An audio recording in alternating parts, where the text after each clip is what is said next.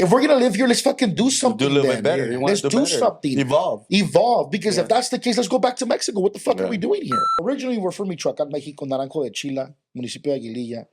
We're about 30 minutes outside of Apatzingan.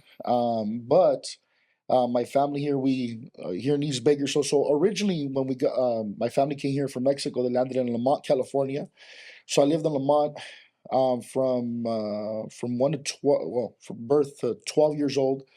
Then my mom remarried, and we ended up in East Bakersfield. So they took me out of Lamont. Back then, Lamont and Arvin used to fight each other. Oh, yeah, it was big. It was bad. It was bad. The gangs were bad. It was Arvina Poor Side in Barrio Chico, Lamont. Yep. Ironically, and I lived in a nicer part of Lamont, but my mom and my stepdad, ironically, they're like, oh, we got to get to Lamont because if you go to Arvin High, you're going to get in trouble. And we moved to fucking the East Side. and I went to Foothill. And so, so we moved to Oswald, Virginia, right there in the middle of the Colonia. And so I went to Fairfax Junior High. If I'm not mistaken, it was my 8th grade year. Then I went to Foothill. I went to Foothill High. And then I went to like a charter school because, I was being bad. And then officially I dropped out my junior year. And I was like, I was already not showing up anymore. High school dropout.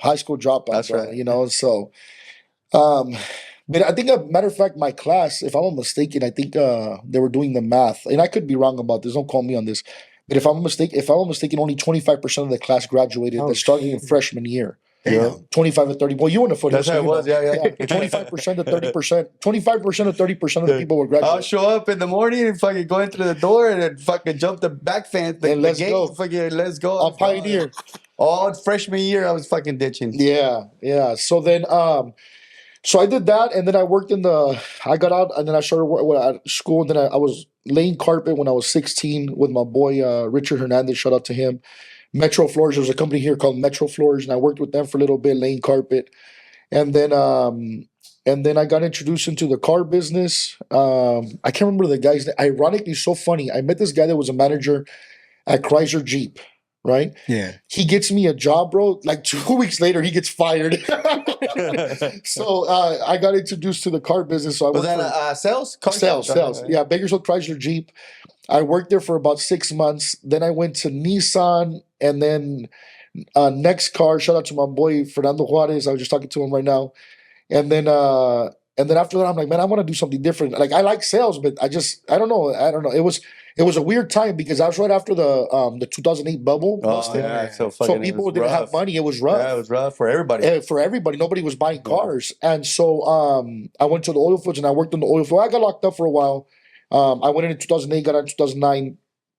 But then once I got out, I went into the oil fields and I worked there for 8 years. I was working out there in Bell Ridge, McKittrick area for a company called GPS. Shout out to them too, Rusty Reese, the owner over there, good people. And I worked for them and did very, very, very well with them. And then eventually I'm like, man, I want to do something else. Got back into sales. And now I do life insurance and annuities, retirement planning. So it's a little bit about that. Yeah. So that's what I currently do. Hey, how long you been doing that now?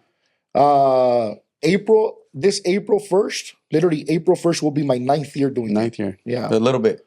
Almost a decade. Yeah. Yeah. Time flies, huh? It does. And what you've seen in that industry change from when you started to now, like the biggest difference it's making. Because I mean everything changes, of course, but I think here's what I will tell you. It's so funny. We were just having this conversation with a friend of mine. So for example, our parents came here and they didn't care about, wealth accumulation. They didn't care about investment. Yeah, I can relate to that for sure. They only came to survive. Yeah. Our parents came in survival mode, right? Mm-hmm. Same thing with my parents. I'm sure you guys' parents as well. Yeah, we're first generation Mexicans. Yep. So they didn't learn about 401ks. They didn't learn about mutual fund stocks, bonds. That's something that our generation started to pick up on, right? But then, even then, when I started into this industry, I was 28 years old. A lot of the people that I know, especially from town, we were still kind of like in party mode. People were still not let me think about the future. Because you don't start thinking about that till you're like in your 30s, right? Yeah. Like 30. And I'm talking about like we're working and we're doing our thing. Especially because you grew up in the East Side. Because you grew up in the like I'm a hustler, but I'm gonna work and I'm gonna And so what I've noticed the difference is a lot of our people now are a lot more open to it. I have 2,200 agents across the country. I have office in Modesto. Visalia, Fresno, here in Bakersfield, Palm Desert, Phoenix, Arizona, Santana, and Porterville. So Central Valley down, I have 2,200 agents, and in Arizona as well. And people are just more open now. Yeah. Our generation at our age are Waking like, up. yeah, like, hey, bro, okay, so what's up like with this retirement, or what's up with life insurance? What about living benefits, or how can I invest money and not pay taxes? You could do it through insurance, and that's where people are more open to it. They're just like, okay, let's have these conversations now. Which, as opposed to 9 years ago when I started, they were open, but they were still like, what? Because if you think about our industry, even though my industry's been around for 200-300 years, like I do annuities. The Romans created annuities. Right. It's been civilizations, but it was new in our conversations. Yeah. And so now people are like, annuities, like, okay, cool. Like, I kind of heard about that. Like, what is that word? But then we didn't know who to go to, because it was a mainly white dominated industry. Right. And so now when they see a guy that's me, if I take off my jacket, which I'm not gonna do because then he gets excited. But but if I take, like, I'm 80% of my body's tattooed and I'm bald, they're not used to talking to a guy that they know they can relate. Like, okay, I can relate to you. Like, show me more about this. So that's what I've noticed has changed over the course of now almost 9 years. Oh, yeah. Nice. And then having 2,200 agents, what do you find is the most challenging, kind of keeping them motivated? Well, everybody's 1099. It works similar to real estate. So I don't have employees. Everybody works under my brokerage. It's no different than if you work for like Coldwell Bankers or Remax or whatever, like shout out to my boys Miramar here, the guys at Elite Realtors. It's the same thing. You bring on agents, you're not paying them a salary, they're getting paid through their commissions. And the toughest thing is having people in entrepreneurship, every penny that you make, you earned it. You don't get anything. Right.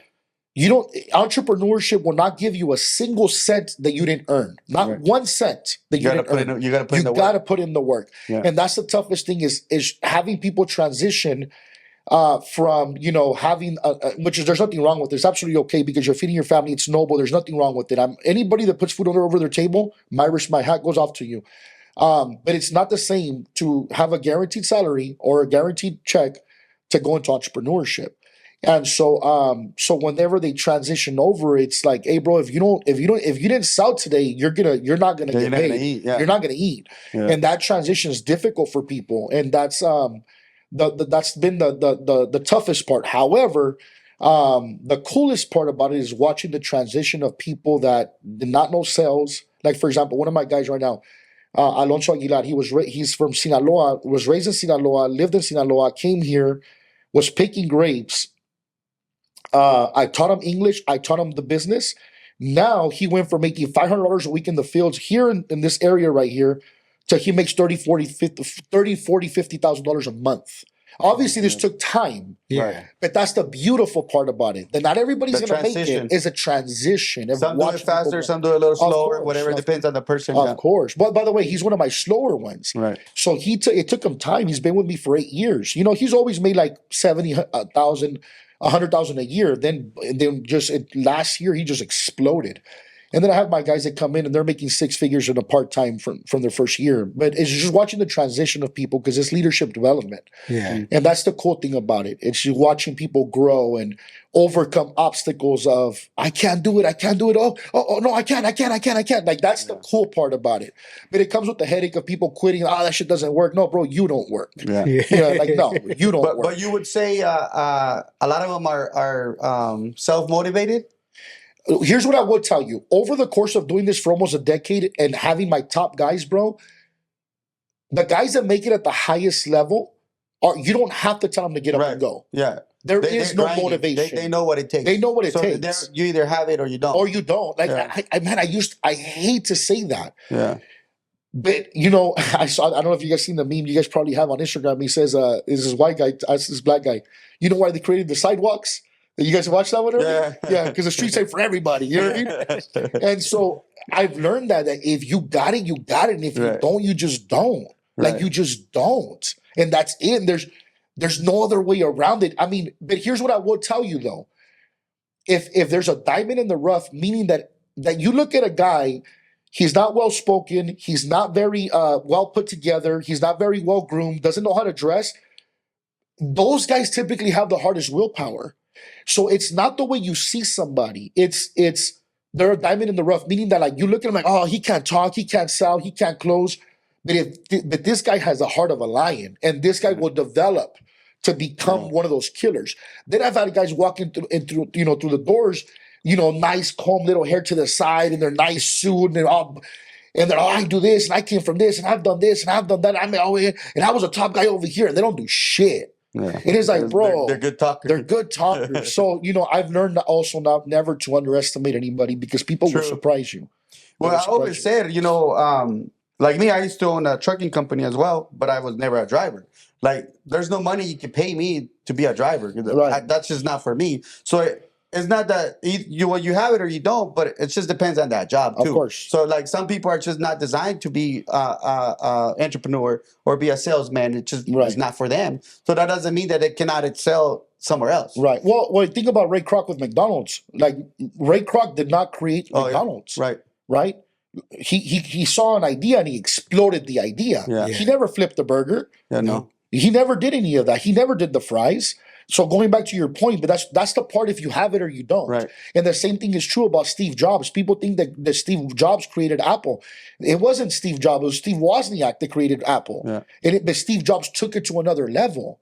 And that's the part that going back to what you're saying, you don't necessarily have to be the guy that starts it or the guy that, like, for example, I'm a co-owner of PHP. I didn't start PHP. Patrick Bet-David started it. But I'm a co-owner of it now. And I have a lot of equity in it, right? So I didn't start it, but I grabbed it and I ran with it, And so same thing is true for any franchise. Yeah. You don't have to be the one that started it, but if you grab that idea and make it better, then you're going to be okay. You know, and not so much make it better, but if you run with it, you're going to be okay. Yeah. What would you say are some of the biggest lessons you've learned in your industry? Well, there's different areas. What I've learned about our community is how uneducated we are and how much we lack financial literacy. I definitely see that. Yeah. Especially being the first, second generation. Yeah. That's one of the things that I've seen that's been the toughest. When it comes onto that, on a personal level, is patience. I've actually learned a lot of patience. I'm an Aries. I was born April 7th, 1988. And I have ADHD. Patience is not my forte. And watching somebody develop, it's as much as you love it, then when you want to pull your hair out, hence why I don't have any hair anymore. And so it's like, that's been the toughest things. But I think that more than anything is just watching our people have the lack of financial literacy, and then looking at them and knowing, bro, you're gonna work until the day you die because you are not preparing for the future. Right. Yeah. You are not preparing for the future. And that's tough when you're sitting down in front of somebody and you're like, yeah, bro, you're gonna work every day until you're gonna go from your job to your funeral. Right.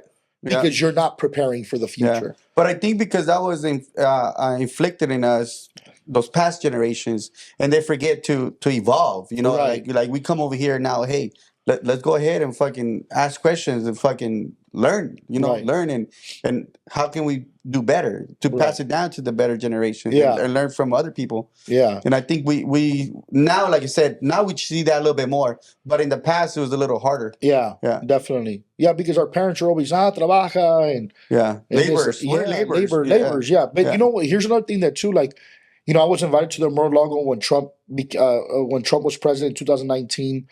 I've been involved in, heavily with a lot of administrations and political. As a matter of fact, last year, I think it was last year before last, I prayed over all the Bakersfield businesses. The mayor's office called me in Bakersfield.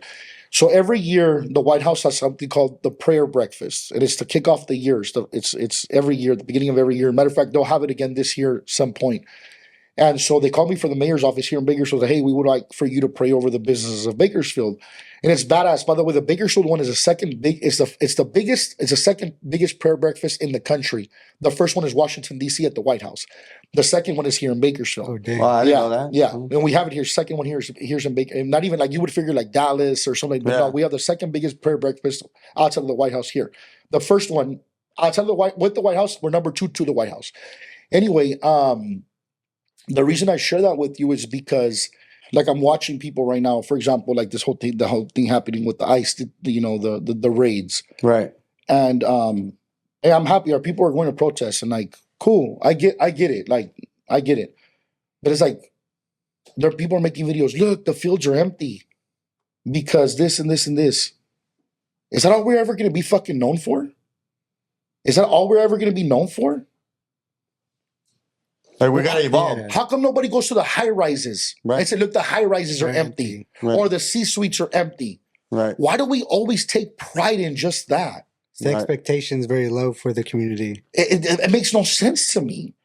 And so that's the part that's difficult too. Like going back to your original question, well, what parts of have been difficult or hard or whatever? It's that. It's sitting down with people and be like, bro, that's it.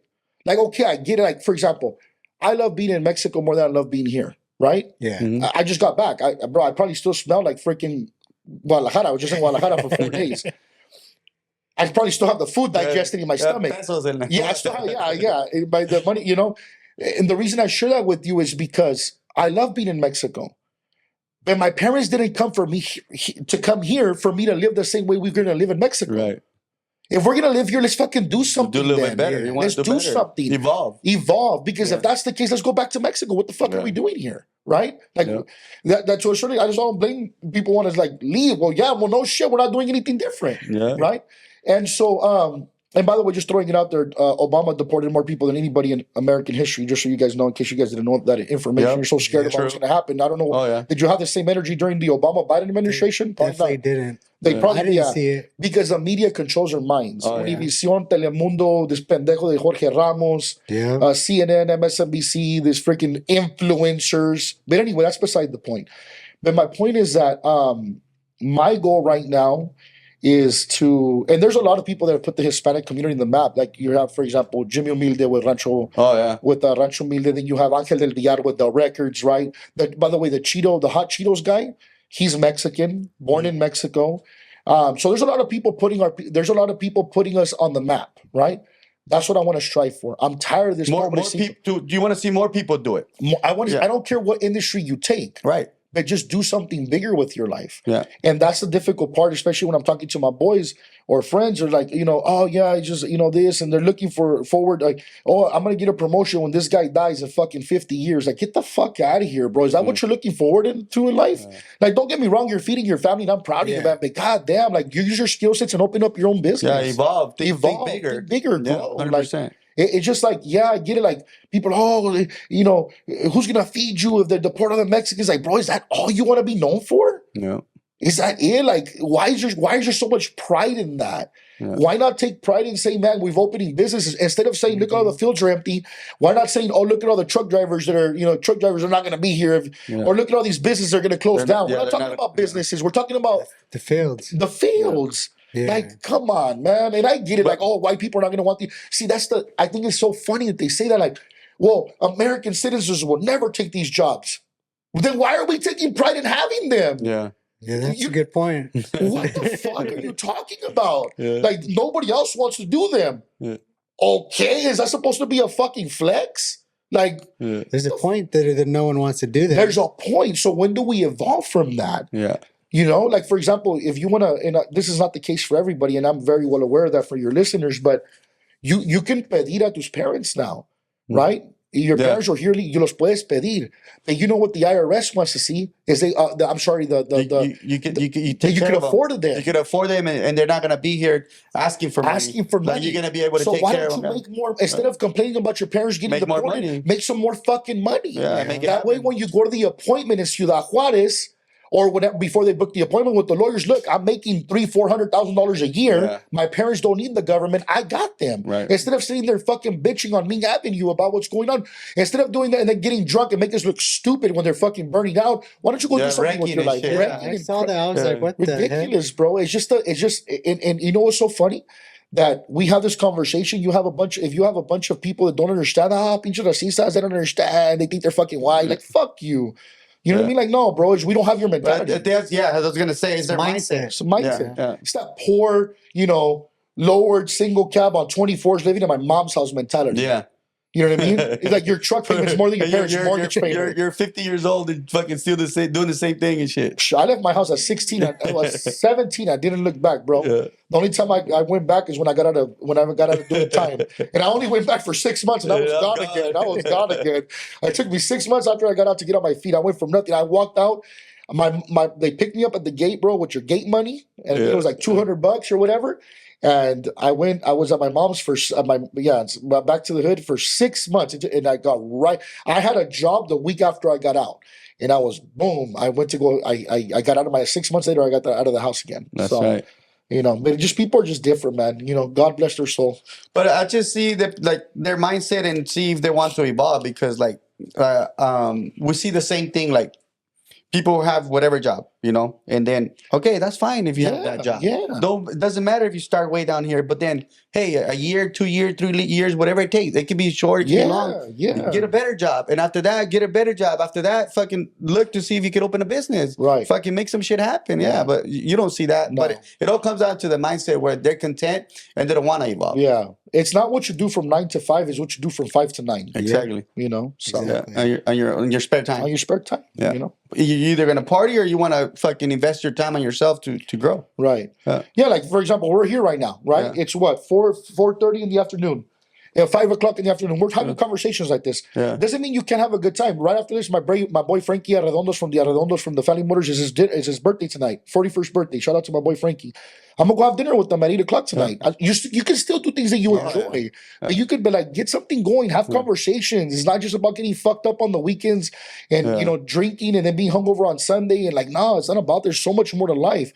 But you know, and that's the thing that where you get criticism for people that like, oh, como has cambiado? Like, yeah, Dick, you're supposed to. You're supposed to Yeah. better. Yeah, even a caterpillar eventually evolves to be a fucking butterfly. Yeah, no shit. A toad becomes a frog. Like, you're supposed to evolve, Dick. What the fuck are you talking about? You know what I mean? Yeah. Malo fuera que 10 years later they see you, estás igualito. Fuck that. And that's what you see, and that's what I always said. Like you got these people doing the same thing for 10, 20, 30 years, and they call that life. It's like that's not life, bro. You're a zombie. Yeah. Going backwards. Yeah. De-evolving. Yeah, devolving. Just on a system, just going in out. But in I think out. because the government programs you like that, you know, from when you go to school to what you see on TV and fucking everything you see on the news and everything, like you were saying earlier, you know, they control you like that. Of course. Yeah, they keep you dumb. They fall in there. It's a Roman circus, bro. That's all it is. It's the gladiators. They keep you busy with all the fucking entertainment circus. Yeah, it's just a circus. Nothing against sports, and by all means, but I talk to people like, hey, what are you doing? I'm gonna watch the games. I'm like, all fucking day? Yeah. What the fuck are you talking about? Like all day? You're gonna watch the games all day? Yeah. Like don't get me wrong, it's all right to watch a game here and there, but the way they get involved, though, it's crazy. You know, like they're all about it. They be crying. It's like it's just you're not even fighting playing. and shit. You're not even making fighting and fucking shit. Yeah, catching felonies and shit. They don't even know you're alive. Yeah, I know. They're just complaining about life, like fuck, I'm not making enough, but yet they're over here spending money on this jersey, this game, instead of looking into investments, listening to podcasts, reading books, kind of growing their mindset. Of course. Otherwise, they're just kind of, like you said, zombied out. They're just gonna zombie out. And then they complain on Monday, Tuesday, Wednesday, Thursday, and then they're like, "Thank God it's Friday." Right. And then recycle Monday through Sunday for 365 for 40, 50 years. Yeah. Well, the average American reads half a book a year. That's sad. That's crazy. It's half a book a year. The average American reads half a book a year. That's sad. Wow. And I'm thinking to myself, is the book the Sports Illustrated? Like, are you including the Sports Illustrated? Yeah, you're telling that because if that's it, I know a lot of people don't read. You know, right now, I'm making it a point to read 2 books a month because I travel a lot. I'm always on a plane. Like I'm leaving to Reno tomorrow. It's an hour-and-a-half flight. And I read or I'm listening to a book on the way there, or when I'm driving. Obviously not all the time because I like to listen to my music and whatever. But make some time for personal development. Oh yeah, 100%. You know. And so right now I'm reading a lot of John Maxwell leadership. Yes, phenomenal. Nice. John Maxwell. Robert Greene's a good author too. 48 Laws of Power. 48 Laws of Power. Yep. Robert Greene. Then 33 Strategies of War. Yep, that's another good It's one. a good one. And then John Maxwell has 21 Irrefutable Laws of Leadership, The Laws of Leadership, Ways to Win with People. Man, it's just an infinite. And then that's how you start getting connected with the right people. And so that's part of it. And then on top of that, the podcast, for example, watching podcasts, YouTube. There's so much information. We live in an era of smartphones and stupid people. You know, So if at this point, if you want to be broke, you know, it's like a meeting that I had today, and I won't disclose who it was, but he's a very, very, very known guy. He's a celebrity, deals with a lot of celebrities as well. And he grew up in the hood in LA, and he's a multi-millionaire now. And he says, man, and he's into his late 40s, and he's older than me, obviously. And we were talking about that today. Like, man, bro, if you want to be broke today, if broke is a choice. Right. Broke is no longer an option. It's a choice. You could do. He's like, I don't give a shit what you do. You could do e-commerce. You could do OnlyFans. I don't give a shit. Like, because he's like that. He's a hustler. Like, do whatever you gotta do to take care of your family. So if you're broke or you're living paycheck to paycheck right now, it's because you want to. There's plenty of things, but then everything's a fucking scam, or it costs too much money, or they don't want to invest in themselves. Yeah, they don't want to invest, or you know, if what's in it for me, or get the fuck out of here, bro. Like, I just want to be a fly on the wall. Yeah, you know, I just want to be a fly on the wall for a little while, soak up all the information, and then go out there and do something big. So, that's people, though. What are you gonna do? That's most of the time, I always find. And it's also not putting in the work. If they see it and they're like, oh, yeah, if I give you the playbook, here it is. And they're like, oh, they don't want to put in the work. It's too much work. They're like, yeah, I'd rather just go my 9 to 5. It's way easier. Yeah. Where I've heard it a lot when I used to work at the CPA firm. Once they come Friday or right when they get off, they just check out. Right. And they're just like, I'm going to go watch this show. Right. And then people are like, oh, I'm going to go, have you seen this show? I'm like, no, I haven't. Yeah. I haven't watched TV in I don't know how long. But been like 5 years I ain't watched TV. So like people just go, oh, have you seen this show, this movie, this and that? So you talking to so many people, you find most of them just want to check out of reality. Right. And it's like, if you want to check out of reality, I feel like you're not trying to improve your reality. Right. Because if you're checking out, obviously there's something that you're not happy with. Enjoying with your life. You have to check out video games, all this other entertainment stuff is what I think that people don't realize that life will have a tab for you to pay sooner or later. Oh, yeah. If you don't pay the price now, you will pay the price later. But you're going to pay the problem with paying it later is that it comes with interest. Oh, yeah. And you're not going to like the fact that you can't maneuver around it, you know? Yep. And that's the part that I just wish that I can, I wish that I can grab a tablet and show them what their future is going to look like if they continue the way they're going. I just wish that I can do it. Let me just fast forward. You know, if you're 30, 40 years old, let me fast forward to when you're 60 or 70 years old. And you don't have anything to drop that on. You know about that? I think you'd be surprised how many people they still wouldn't change their life. I agree with you. I agree with and it's sad. Yeah. Because they can see their life, like see where it's gonna go and still be like, oh, okay. And like that's not they'll too say bad. and they'll say all this stuff they're gonna do and change, and then as soon as they walk out of there, back to fucking But I think it has to do a lot being programmed though. Of course. You know, they're happy, they're content, they're ready to enjoy themselves, they're ready to be entertained with sports, video games, whatever. Instead of their conversation be, hey, what books are you reading now? Right. You know, what's your favorite book now? Right. Hey, oh, let me read that. A lot of it has to do though, even too the way they were raised. So my dad's a hustler. My dad's been in the grind since I was a kid. My dad was the original owner of El Jacalito in Lamont. Okay. Now there's Jacalitos everywhere. Yeah. My dad was the original owner of that. All my dad's brothers and sisters, every single one of them, without an exception, all 12 there was 12 of them.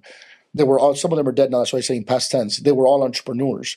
And on my mom's side, the same is true for my mom's side. You know, I didn't see family on my dad or my mom. Don't get me wrong, she divorced my dad because she's machista, Mexicana. Like, I'm gonna fend for myself. You know, my mom went from my dad owned 3 restaurants, a car wash, and a dealership by the time I was born. Oh, dang! And with no papers, by the way. And so then, no excuses. No excuses. Yeah, that's why I'm with I can't do this because I don't have no papers. Yeah, that's bullshit.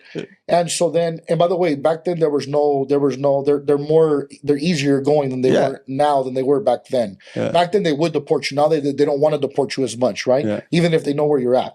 And so anyway, the point is that so my mom went from being a business owner of 5 businesses to being a waitress at the Red Pepper restaurant on Oswald because she's just like that. Like, You know, it's like, oh, I can too, right? That kind of an attitude. But outside of that, I never saw my parents work for anybody. And that's what my dad installed in me. As a matter of fact, El Puerto in Mercado Latino, El Puerto, the original owner is my dad, El Puerto. Nice. If you go up to Fraser Park, the sign is kind of like rusted down now because somebody else took it over many years ago. But there's a restaurant up there called Los Pinos in Fraser Park on the right side. Where's that? My dad and my uncle opened up that restaurant as well. El Jacalito in Lamont, which is a very popular restaurant. He sold it a couple years, but that's my uncle's, my tío Luis Aguilar. So I come from a family of entrepreneurship. So you grew up seeing that. I grew up seeing it. So that's why the way you were raised. So it makes sense when, and again, this is not true for everybody. This is not true for everybody. Because there is exceptions. But yeah, if you saw your dad, work from 9 to 5, get home and drink a fucking beer every day, then that's what you're going to become. Yeah, most likely. There's a higher percentage. Doctors have doctors, lawyers have lawyers. They grew up in that environment. Exactly. I always said that. And it has to do a lot with who you are. It's 50-50. Who you are. 100%. Yeah. And it has to do where you grew up in your environment. Like I grew up seeing my parents have their own business too. Yeah. So by the time I was like 7, 8 years old, I was already buying candy in bulk and selling it out the business. Yeah. And I wasn't thinking what I was doing, but the reason I started doing it was because you saw it. I saw it. And not only that, I would ask my mom, hey, well, I need some money. And then she would ask me, well, what do you need it for? And like, we weren't like wealthy, but we had a little bit of money. And she would ask me all these questions. And I was like, man, I fucking hate that shit. So I gotta make my own money. So I was like, you know what? I'm gonna buy me some candy in bulk. And I started selling it and fucking made a couple extra pesos. And I could go buy me my chips or whatever the fuck I wanted, and I didn't have to answer to my mom like what I needed the money for. You know, I had my own money already. Yeah, that's true. Yeah, but you just take that in. You programmed. Right. You programmed the way you were raised. Like I said, it has to do 50% you, 50% of your environment. And I was just doing automatically, and then as you start getting older, like. You fucking it's nature versus nurture. Yeah. Right? It's nature versus nurture. 100%. And so but if your nature is nurtured, then you're gonna succeed. In this case, my nature of being a hustler and a go-getter was nurtured by my dad and my uncles. All my uncles are hustlers and se andan moviendo, and unfortunately some of them did end up in federal prison, but that's beside the point, because they're hustlers. They're still hustlers. But I saw that. So to me, but I will tell you, some people watching this, pues con razón. Get the fuck out of here, because I also have an older brother that's a drug addict. Yeah. A lot of people don't know I have an older brother. Think I'm the oldest. I'm not. So miss me with that bullshit. Yeah. Okay, miss me with that, because it's not the same. By the way, fuck man, we're from town. I can't say the name. There's a man. He already passed away. God rest his soul. And if I said the name, there's a fifth. You definitely would know who he is. Okay, older white guy. I'm not even gonna say the name of the road, because then you're gonna know where his business is at, who it is. His son was raised rich. The man's been rich. He owned a bank in downtown. The son at 15 years old, when he got his license, was driving a brand new Camaro of that year, whatever year that, I think it was like maybe it was in the 80s or 70s. The kid was raised rich. The guy's a complete fuck up drug addict. Yeah. He could have taken over his dad's multi-million-dollar business. By the way, his dad has the license. He's the only one that can sell that particular product in America. Holy shit. That's the business he was going to take over. So at the same token, miss me with, that's why. Yeah. No, because some people are going to want to use it as an out. Because I could also tell you, excuse. I could also give you stories of people who their parents were complete fuck ups that are extremely successful right now. Right. 100%. So, but it does help that my nature was nurtured. Right. Right. That does help. But that's what. That's why if you didn't come from that, you got to create that. Just because it's not in your family doesn't mean you can't introduce it to your family. Yeah. And nothing's easy. It's like, you got it easy. You didn't. You have to build that. Yeah. So that's kind of how I grew up. I just seen my single mom kind of raising us. I'm like, what the? Struggling? Like as a kid, struggling. And I'm in the back like, what the fuck is going on? Like, just like figuring out there has to be more than this. So even as a kid, I was about 2nd, 3rd grade, I would figure out, okay, I have this. How can I trade to get to here? Right. And then I started thinking business. And as a 2nd grader, I would like the way out is business. Right. Business. I have to figure out how to eventually have my own business. So I went through school. My mom would always push school. So I got the good grades, still causing trouble and all that nonsense, but grades. to where I got to the point of getting to college to then I learned accounting. Oh, sick. Because I figured out. So I figured out, okay, what's going to help me make the most amount of money first if going to school. So I started as a bio major, trying to be a pharmacist. And then after that, I was like, okay, no, that's going to take 8 years. What can I do now to make the most amount of money as quickly as possible once I graduate? And that's when I fell upon accounting. And I was like, okay, I'm going to learn accounting, go work for an accounting firm, and then see how that goes. So then once I learned at an accounting firm, I was like, started doing all these tax returns for these multimillionaires. I was like, what the fuck? There's that much money. People making some fucking real money. So this is investments. Well, that's why I was first like, okay, investments is the way out of the rat race. And that was the picture. I kept doing these oil and gas companies, construction, medical questions. And I would hang out with these and I would just ask them questions. And I was like, they see 00000. I was like, what the heck? So then seeing all these bank statements and all these investments, that's where I got the idea, okay, I have to start investing, figure out how to structure companies. Most of these companies had trust. So then I was like, what the fuck's a trust?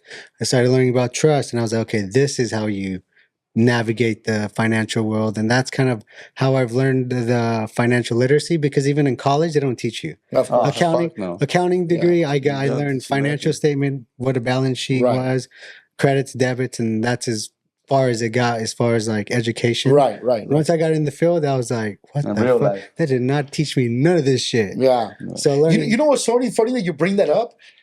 I'm 36, right? I'm going to be 37 in April. And I have kids that are in college try to tell me that's the way to go. I'm like, bro, you don't know a fucking thing. Not that the college is bad. Yeah. It's good. Obviously, I want my doctors and my dentists to go to college. But I'm like, no, bro, you're not going to, you talk like you know so much. And you don't know shit. Wait till you hit the real world. Kind of like Mike Tyson said. Right? Oh, yeah. Everybody has a plan to get shocked in the mouth. You know what I mean? So wait till you hit the real world and you realize that everything you think you know is actually sometimes the complete opposite of what you thought it was, because the world functions in a very different dynamic. Well, you go back to the same thing. They program you like that to be a worker. They don't want you to be an entrepreneur. They don't want you to excel. You know? Yeah, I agree with you. Yeah. So we're gonna be all right though. Oh yeah, we're gonna be all right. We're gonna figure it out one another. So what kind of keeps you motivated during like tough times, or like say you're having an issue at work? Kind of what helps you keep pushing? I live by a couple of sayings. Tough times don't last, tough people do. Yeah. Right? That's number one. And then, well, what am I going to do about it? Cry? You know what I mean? Get through the storm. Well, what are you going to do? Yeah. Cry about it? Go do something about it. An entrepreneur is, I always say, it's a fireman. You turn out fires every fucking day. But on top of that too, though, here's what I do. Here's what I've learned over the course of many years is that nothing good or bad will last forever if you don't. You have no control over that. Right. Bad things don't last forever, of course, unless you're doing something about it. But good times, they don't last forever either. You're gonna go through life is a roller, especially entrepreneurship. It's a roller coaster. Sometimes you have really highs, sometimes you have really lows. But if you can stay in the middle and it's difficult though, because when you're having a lot of success, you become overly confident. You stop paying attention to the details. Yeah. You no longer do the things that you used to do that got you where you are. So that's important. It's equally as dangerous to be on your lows of lows than it is to be on your highs of highs. Yeah. Because you drop your guard, right?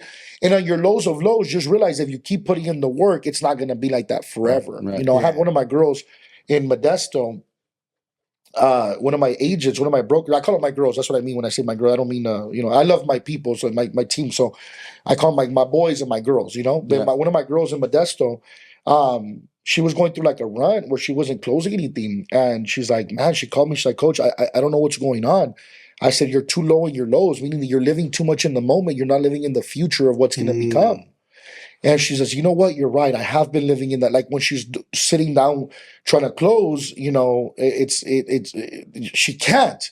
And it's not because the product's not good or because what we do is not good. It's because her mind is so caught up in where she's at that she's not even connecting with the person. Right? Because she's not there 100%. People buy from people they like. Yeah. Right? And not that you're not likable, but if I'm not feeling you, I don't want to deal with you. Yeah. Does that make sense? I'd rather spend a little bit more with somebody else that I'm feeling their vibe than buying from you that you may know what you're talking about, but I'm not feeling you, right? Yeah. So I had this conversation with her in December. And she says, you know what? You're right. She turns things around. The first 10 days of this month, she made 15 grand this month. She's going to crack 30, 40 grand this month. Things turn around quick, but you can't stay where you're at. But going back to that is learning it. That's been one of the things is when things are tough, just realizing they're not going to be like that forever. As long as I'm putting in the work, persistency wins the race, right? And consistency will get you where you want to go eventually. Yeah, I'd rather you give me a turtle that doesn't stop than a rabbit that goes fast and then slows down and gets tired. Yeah. Right? Give me that turtle. I'm gonna beat you. I'll beat your rabbit with my turtle because my turtle will be consistent. And that's what I've learned. Because even through now, I go through tough times right now. Maybe not financially. Financially, I may not go through tough times right now, but hitting certain numbers that I wanted to hit, or hitting certain diagrams, or hitting this, because I still set goals for myself. Most of the people in life think like, oh, once I got the money, oh, you're good now. Yeah, I'm sorry, that's the only way you live for. I live for hitting goals. I don't live for money, right? And so if all you wanted to do was chase money and you got it, well, congratulations, then you're happy. Yeah. I'm not like that. Yeah. I like money's cool, but don't get me wrong. But I like to chase goals. That's what keeps me alive, is chasing goals. I like to chase. That's what drives me. And sometimes, I go and I sit with a company or whatever, and I have good products, and they have good. My competitor has good products as well, but the competitor may know somebody there that, even though I may beat them in every category, but they know somebody there. Yeah. Right? More leverage. So then, hey, we're going to go with this guy. Not that we don't like you, but we're going to go with this guy. And it's like, because there's somebody there and the connection's there. The relationship. Right? And which, by the way, I don't blame them for that. Yeah. I'm like, and that's such fuck, but I know I'm better than that guy. But then it happens today, the relationship, other people have introduced themselves to this guy. He's like, nah, man, I like you. I'm going to deal with you. And then I just connected him with somebody else for something that he needs. And we're talking about these are big dogs, right? That they, I made a phone call today and connected them. That solidified me with both of them now. Yeah. And so, yeah, I might have lost, that one account that I could have got to for whatever reason, but then I'm picking up 3 or 4 more because I'm like, it's going to be all right. Yeah. And then I pick up stronger accounts, right? And that's just the way typically it goes. But it's when you're in the moment, it's like, fuck. And I've been there and I gave him my all. And I'm thinking, I walk out of that meeting like that. Well, I got this shit. It's mine. This account's going to be mine. I'm going to service all their employees. I got it. And only to get a phone call, say, hey, and then because we in the financial world, we know each other. We know who knows who. And you're like, oh, man, that guy knows a certain guy that has maybe not the final word, but the influence there. Right. Right. Like if somebody walked in right now, 2 guys walked in and we don't know them. Right. Yeah. But you know me. And I'm like, hey, friend. And they might have the same product. And maybe the other guy has a little bit cheaper. Right. Right. But I know this other guy. I'm like, hey, go with this fool right here. You're gonna go with him. Oh yeah, because I know him. Yeah, that's the way sometimes it goes down. Exactly, and it's okay. I'm not being a victim. Like, no problem. Hey, I get it. That person built a relationship there that I didn't have, and they deserve that because that relationship paid off for them. No problem. But the next one's gonna be mine. Yeah. So it's not always financial hardships. It's sometimes that's a fucking loss. Yeah, and it's not a money loss. It's the fucking pride of saying, I close that shit. Yeah. You know what I mean? So but just knowing that, I'm not gonna. You're not going to win all the battles, Yeah. The important thing is to win the war, Yeah. Losing some battles is okay, as long as against Britain, we lost many battles when we were fighting the British to free America, but then we won the war, and that's what mattered, So that's what keeps me going. Is saying, okay, I got to improve, because then I don't walk out of there like, oh, I should have got it, this and that. Like, man, what did I do? Maybe I didn't do something. What did I not do? What did I not say? What could I have done to have the edge? And maybe the answer is nothing. Right. But you got to keep your mind in but what if though? Yeah. What if I would have maybe prepared a little bit more here, if I would have said this, or if I would have done that, or maybe even though they know that guy, I could have had the edge on that guy. And so it's always walking out of any situation that didn't go your way, thinking to yourself, what did I do for that not to go my way? So that way you can improve yourself. Of course, because then now how the fuck do you improve? Yep. you got to be your personal biggest critic. Oh yeah. You got to be your biggest auditor, because if you're not, then who audits you? Especially in entrepreneurship. If you fuck up here, who's gonna audit you? Exactly. If you fuck Nobody's up, gonna tell me shit. Nobody's gonna tell you shit. Yeah, you're just gonna be like, fuck it, right? Yeah. Well, okay, that's the easy way out, Nick. But is that gonna help you get to yeah, exactly. What did I do wrong? What could I have done different? Like, study yourself and like back to the drawing board and fucking don't take it personal and fucking move on. That's the biggest thing, taking it personal. It's never personal. It's just business is business. Business is business. Yeah. Just taking it with a grain of salt. Okay, what can I learn from here? Okay, let me learn that. All right, next time let's do it this way, right, instead of that way. That's right. So, do you find whenever you have any like rejections or anything, it's more of like a reflection of like, okay, what could I have done better? Absolutely. And by the way, I do that with everything. I do that with my marriage. I've been married to my wife. I've been with my wife now 10 years. We've been married for 8 years in October. And I do that to now. Like we literally just had this situation 2 weeks ago. Something happened in the family, and I was in Mexico, so I had some things going on. I was a little distracted, and something happened within her family, and it was kind of a death in the family, and I didn't call her. Right, I didn't call her. Not that day. I called her the next day, and then that death happened that day. I should have called that day, but I was tied up. The hour difference. So by the time it was. I thought she was. It was a miss. It was my fault. It was just more. She told me I'm going to go with my family, and I'm thinking, okay, you're there. I'm not going to bother, And she got upset. The next day I'm like, hey, baby, and I called her. She didn't answer me, and I'm like, hey, I'm calling. She's like, oh, I know. I get to see that your phone's working. And I'm like, oh fuck, I already knew. I already knew. And I'm like, so then it's like, I got home. I'm like, hey, baby, you know what? I'm sorry, man. Like, I not excusing myself. Right. Yeah, I fucked up, man. I should have called you. My mind, and it's okay to explain yourself without using excuses. So I told her, look, let me tell you, when you text me that you're going to go with your family, I thought in my head she's going to be with their family. They're there. You're with probably your tias and your tios. I don't want to interrupt that. Right. And now I'm reflecting like I should have called you, and I'm sorry that I didn't. And so I do that in every category of my life now. That's the only way you can excel, is to sit back and say to yourself, what did I do? Acknowledge it. What did I do wrong? Go back to the drawing board and fix it. But I do, even in business now, like going back, like for example, I had a meeting. I have 5 assistants. Some things went wrong, and I was doing a presentation that one of the slides was wrong. It's not that really that big of a deal, but if you want to excel in life, everything has to be a big deal. Yeah. Everything, right? And so I had a meeting with them afterwards, and I said, hey, what happened here? And I wasn't clear about something. And then so when I saw the slides, I'm like, well, and then she's like, well, that's what you asked for. And I'm like, fuck, she's right, but that's not what I meant. Yeah. And I said, well, that's what I meant. Like, you could take that approach, and fuck, okay, let me communicate with you next time. This is what I'm looking for. A little bit better.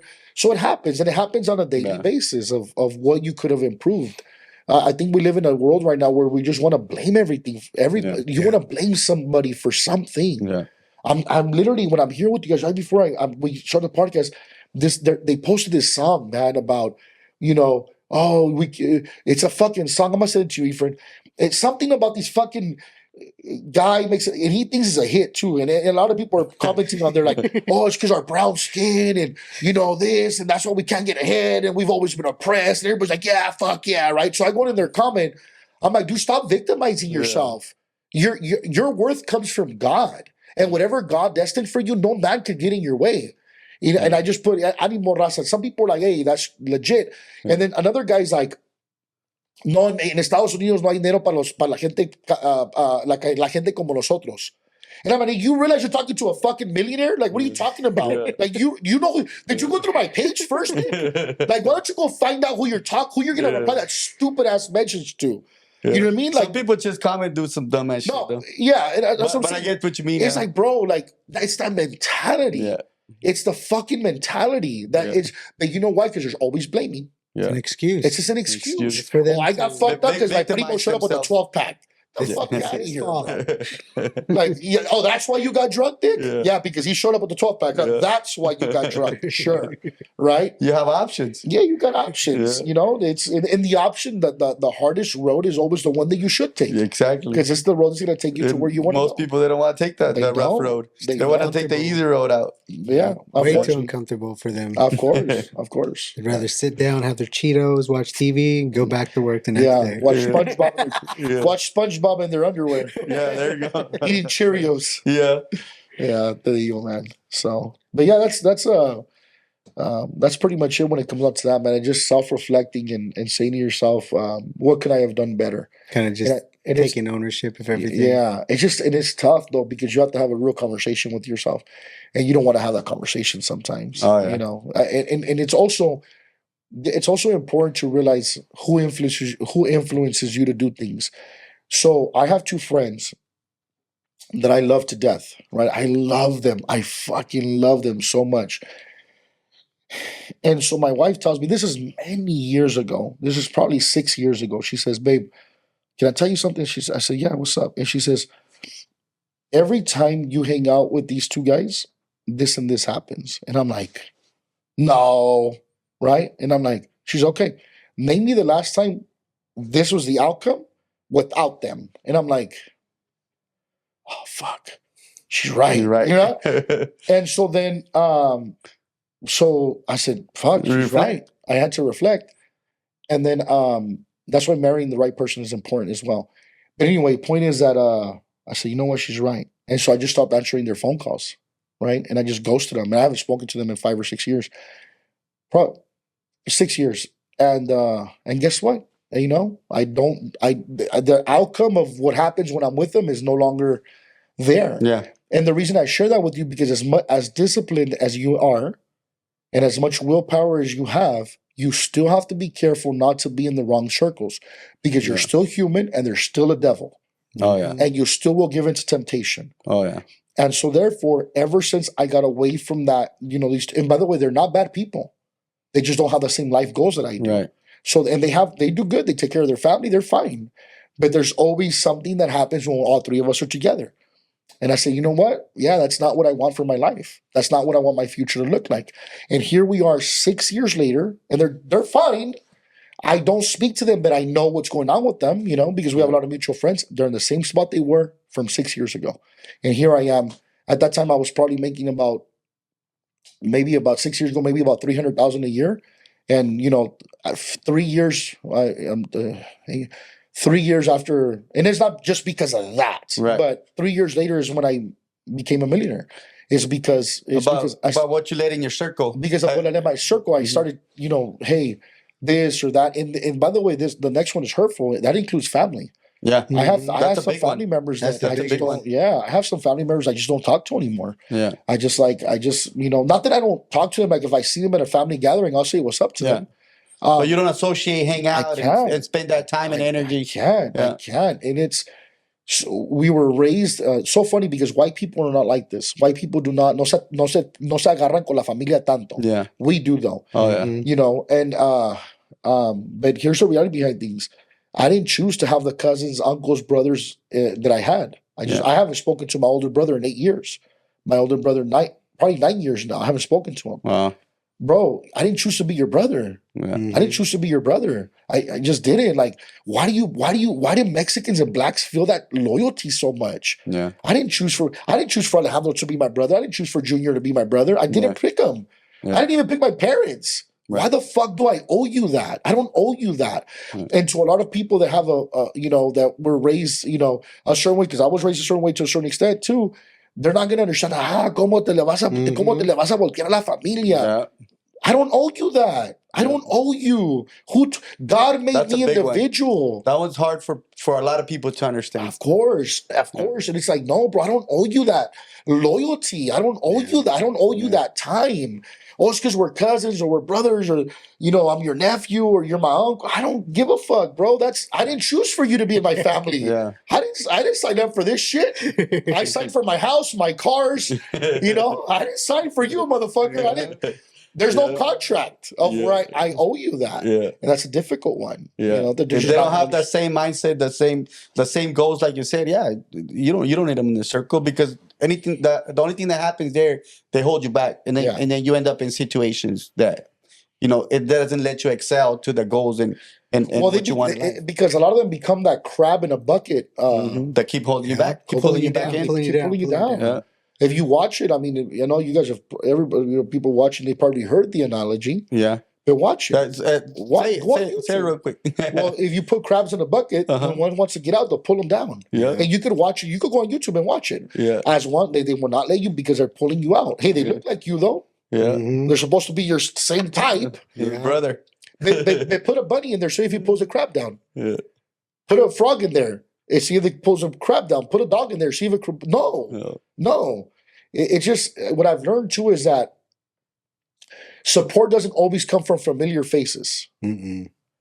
Sometimes, actually, not sometimes. People that you don't even know. It's strangers that take you to higher places. Oh, yeah. It's always like that. The connections that I made, the people that I'm connected with right now are not people that I'm related to. It's people that I met through the time of putting in the work. The common goal will drive... There's a saying, Dios los hace, ellos se encuentran. Right? Dios los hace, ellos se encuentran. And I've been able to find... attract? Yeah, because the energy, the world, the universe will make sure that you find the right people. It will make sure that you find... But you have to go through a lot of the wrong people repel first. the other. But you got to go through a lot of the wrong people first. A lot of them. It's like for every 1,000, you'll find the right one, you know? And you'll never stop going through that. But, God's put me in a position to meet some incredible people that sometimes I'm sitting there and I'm like, bro, what the fuck am I doing here? You got to pinch yourself. You got to pinch you. Like, is this, like, what the fuck? Is this serious? Or you're sitting down, you're closing some deals with people that you've grown up admiring. You're like, how did this even happen? I can't even believe, because the universe is in charge. The universe is in charge of making sure that plans out for you. Definitely agree. It will. It's out there. It's working in your favor. It connects you, but that's where the open mind has to come into play. The problem is people are closed-minded.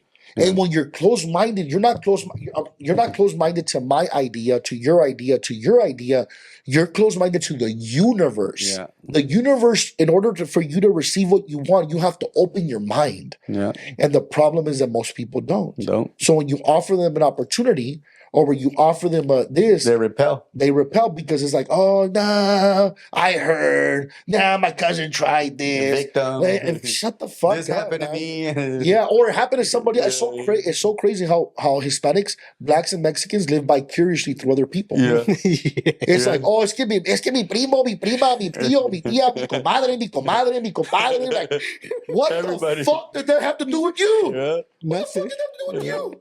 If it didn't work for them, that doesn't mean it won't work for you. That's what that's the crazy part. Don't even try. Like, dude, don't live vicariously through nobody. Yeah. Don't live vicariously through nobody. Live your own life and go through your gut instinct. And if that shit makes sense, fucking run through. If you have a vision for it, you gotta run for it. No matter how small it is. I remember when I started insurance here and it was not big and nobody was making real money, I told everybody, dude, I'm going to be the first fucking born millionaire insurance agent in Bakersfield. And that's exactly what I became. Because I had the vision. I didn't give a fuck how many imposed it, or I didn't give a fuck how many people nobody seen it by you. Of course. And nobody needed it. By the way, I was the only one that needed to see it. Exactly. I didn't need nobody else to see it. The problem is you want to have shared vision like you share Wi-Fi. Yeah. No, dick. This is not something you share with people. Like, oh, we're going to connect if I share the same vision as you. Yeah, no, I don't need you to share that with me. It's my fucking vision. We all have different visions. We all have different visions, and it's my vision. And the problem is so many people need acceptance. So many people need assurance. They need support. Yeah. It's like, bro, what if you were dead in the world right now? I mean, what if you're alone in the world and everybody around you dies? Yeah. What are you going to do? How fuck everybody's dead. So here I am, I'm going to fucking crock too. No, motherfucker, you're gonna go fish, you're gonna go hunt, survive. An entrepreneur never gets no support till you actually make it. Exactly. And once you make it, everybody wants to support you. That's what I'm saying. I knew you had it in you. I knew you would always make it. But they never had your back. The fuck out. You know, it's so funny. So crazy. Somebody started a podcast. I'm not gonna say the name. Somebody started a podcast. When I started, he took that approach of like, kind of, and it was a friend that kind of like, oh, that shit's not gonna work, and it's fucking scam, and I'm like, bro, it's just insurance. It's not that big of a deal. It's just insurance, right? But hey, they're fucking little bullshit, right? Which nobody has anything to say now. I fucking dare them to.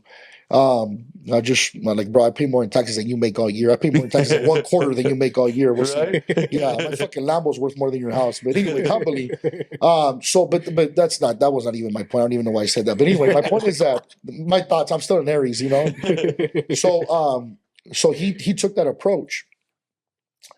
And he calls me up. I started coming on the PBD podcast, which during the election was the #1 podcast in America.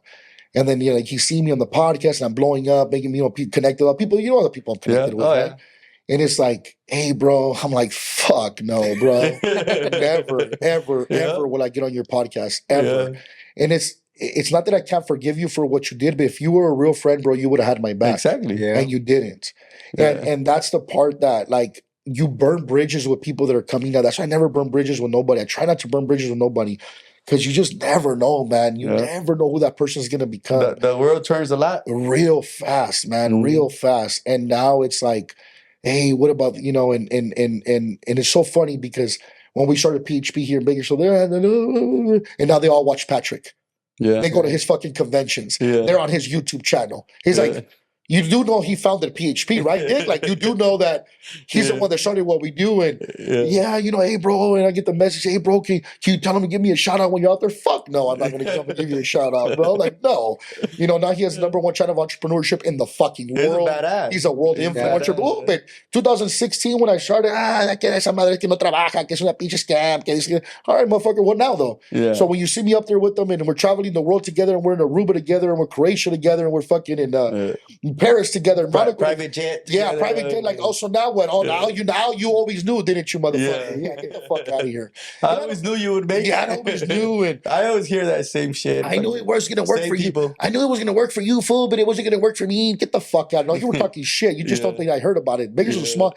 Pueblo chico, infierno grande. You know what I mean? Pueblo chico, infierno grande. The word travels quick. Real fast. Nah, bro, I know what you were saying when you were drunk on that fucking Saturday night at that backyard party. Everything gets back to me. And he's still doing the same thing. They're still doing the same shit. So anyway, things are. It's funny how things work and operate, But anyway, the reason I say that is because, even every new journey requires more. For example, so when I started with Patrick in 2016. Valuetainment only had about 5,000 or 6,000 subscribers. If I'm either the number's 5 or 50,000, but that's where it's at. I don't remember. I just remember the 5. I just don't remember the digit. Okay, yeah. But it was either 5 or 50,000, and nobody knew who Pat was. And then before you know it, it blew up. It became the #1 channel of entrepreneurship in the world. He won that. Boom. Okay, everybody recognizes him. One day he calls me. He had already moved to Florida. He says, "Hey, come to Florida. I'm going to start a podcast." And we're like, all right, cool. And we're thinking, hey, man, that right from the gate, that's just gonna blow up because it's Patrick. Everybody knows Patrick now. What we didn't realize, I didn't realize at the very least that the YouTube community is not the same as the podcast community. They're two different.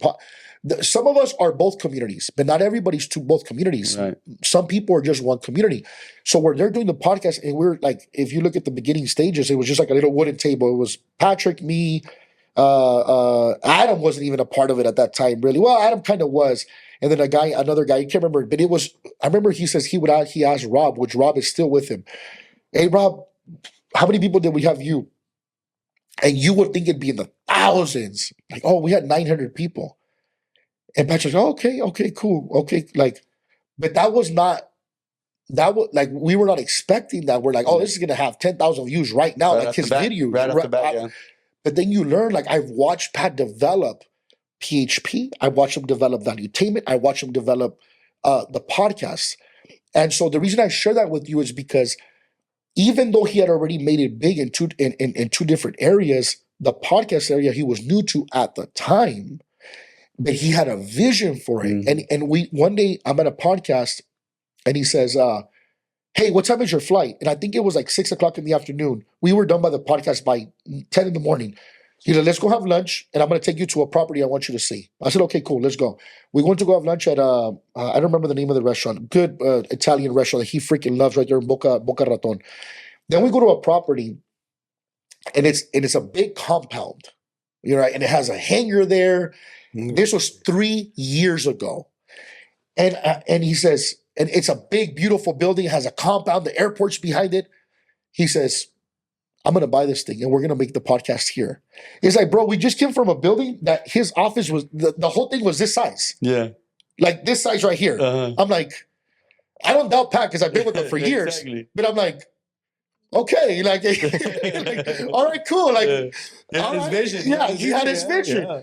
Keep in mind, I've slept in his house. I've traveled, like, I've been like this, and I believe everything he says. Yeah. But still, I couldn't see it. Yeah. But he could see it. What happened 3 years later? He fucking buys it, cash. Fuck yeah. And the whole podcast is there. Hey, yeah. But it goes back to, but we came from a building. He had a lease in a building there that it was a 2-story building. It had maybe it had 5 floors. He had one of the suites, and the suite of Valuetainment, the podcast, was the size of your shop. Not even your like where you do the body work. Right. Like here, like your whole, the office. Just the building area. Just the office, yeah. That's how big Valuetainment was 3 years ago. And I'm like, all right, cool. Then he bought the bank, and then that Valuetainment moved there, and then he's like, I'm gonna buy his property right here. Fuck yeah. And I'm like, fuck, all right, cool. And then he calls me and he's like, oh no, I found out through the fucking through his post. He's like, I'm gonna share something with you guys. And I text him, I said, Pat, you bought the fucking building? He's like, I told you I was gonna buy it. And then that's when he gives me a phone call. He says, hey, I'm having the podcast for the election. I want you to come. You helped kick this off. You were one of the originals, and I want you to come. And I'm like, fuck, I'll be there, man. It was awesome. And I was there with the guy from George Madrigal. What's his name? George Madrigal. George Strait. The other George, I forget his name. UFC fighter champion. It was cool to share the stage with all those guys, man. By the way, he was there for 7 hours. Did not get up one time to use the restroom. Oh, Patrick's a beast, bro. He don't fucking go to restroom, nothing. He got no food. Yeah, but the reason for that, me sharing that with you guys, is because even though you're accomplished somewhere else, your next venture still has to have a vision. Yeah. Oh, yeah. And not thinking that your prior success is going to help engage that, because it's not going to. And that's the crazy. But by the way, the same thing is true about Elon Musk. Elon Musk is the one that created the payment for PayPal. Right.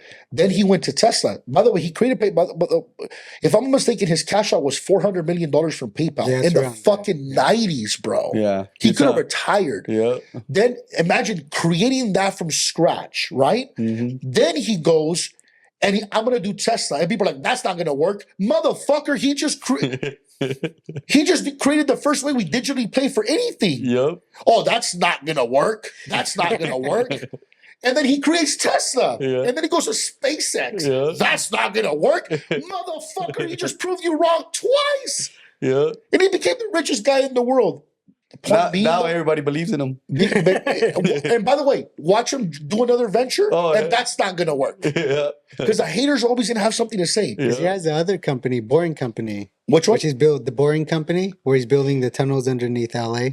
Yeah. But the thing is that the mainstream ones are Tesla and SpaceX. Right. Those are the ones that they said he was not going to be able to progress. And that goes, I know we're kind of changing the subject, but that's another one. I remember when people told me to my face, that shit's not going to work. Nobody's going to buy insurance from you. Nobody's going to buy insurance from you. Shit, last year alone, my team did 6,700 families we serviced. From nobody's going to buy, having my guys make $20, $30, $40, $50,000 a month. Yeah.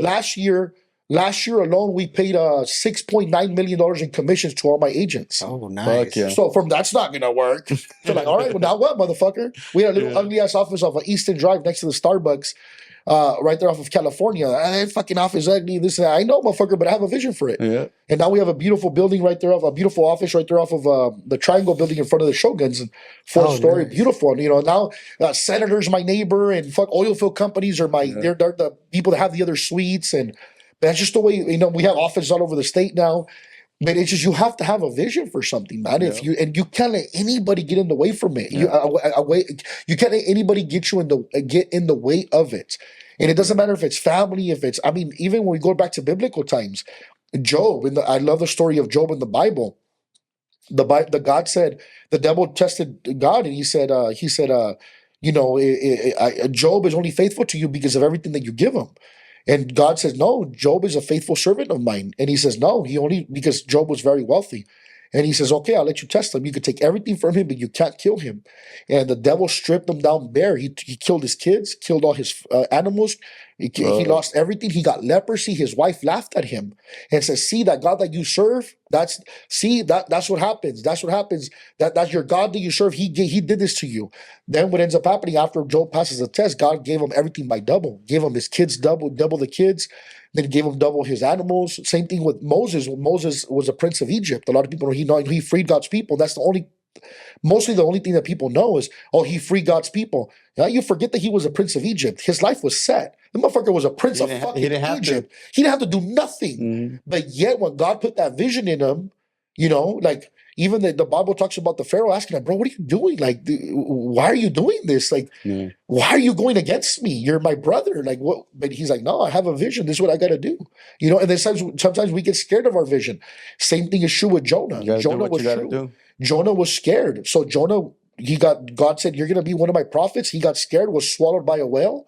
And then when God's like, okay, you now like you get it now? And he's like, all right, the whale spit him out. He became one of his prophets. So it's just like, even when you go, that's why reading the Bible is big for me too. I'm not like a super Bible thumper spiritual, like I go to church. That's not me. No soy un persinado. But you learn a lot of your lessons through the Bible. Right. And it's because you learn like all of God's chosen men have they either were scared, or they ran from their calling, they had good positions and had to leave them, or were betrayed. Like, for example, the first murder in human history is Cain killed his brother Abel, right? And it's like sometimes when we don't get support from the people that we love, you're like, give me comadre. Get the fuck out of here. The first murder in human history is one brother killing the other. Yeah. What the fuck are you talking about? God's trying to tell you that, hey, bro, you're not always going to get support from the people that you love. Same thing is true for Joseph. Joseph was sold by his 12 brothers.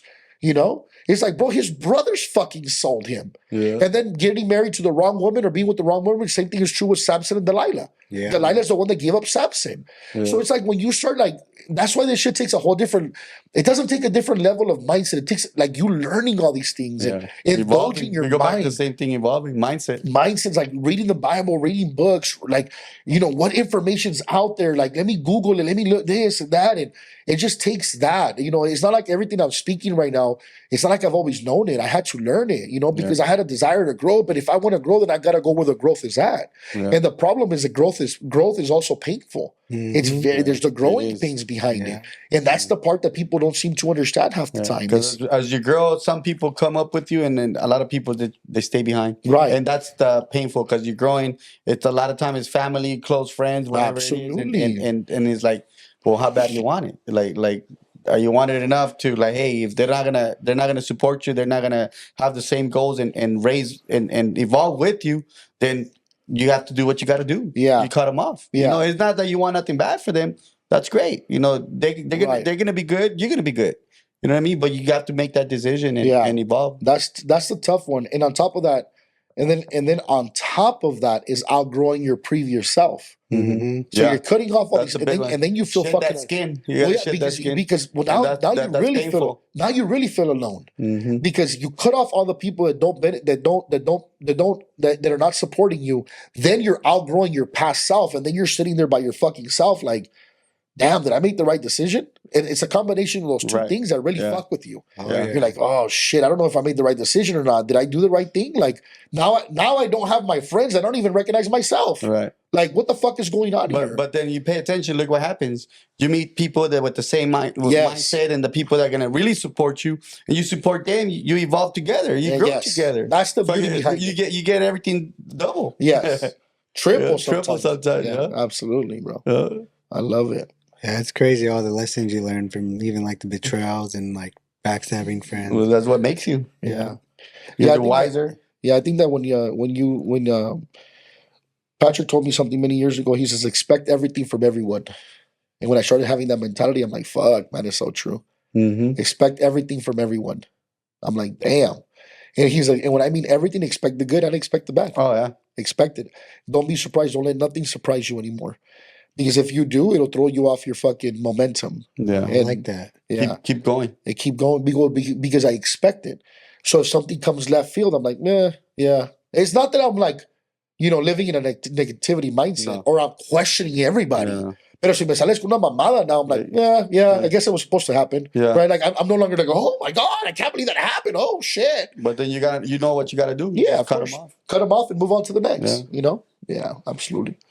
So would you say that's one of the best pieces of advice you've received? Or is there something better than that? Well, I think that it depends on what category of your life, but expect everything from everyone in business is good. Mm-hmm. That was the best piece of advice. For not taking betrayals personal. Yeah.